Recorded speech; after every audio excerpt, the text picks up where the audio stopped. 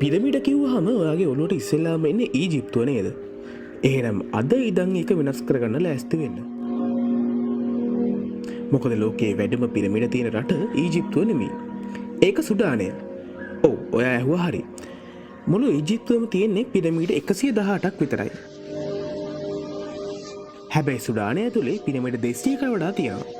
සමහර වාර්තාවල අනුව ඒක 250ක් පැනලා. සුඩානෙත් වැඩිපුරම පිරමිඩ දකින්න ලැබෙන්නේ මෙරෝයි කියන පැරණි නගරේ. ඒක ද යුනෙස්කෝ ලෝක උරුමයක්.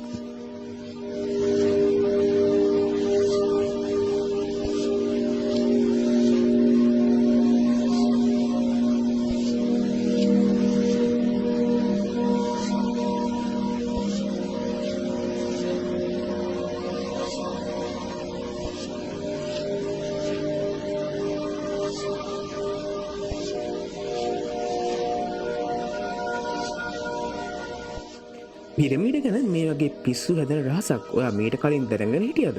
දන්නේ නැත්නම් දැන්ම වීඩියෝ එක ලයික් කරලා යාළුවන්ට ෂෙයා කරන්න.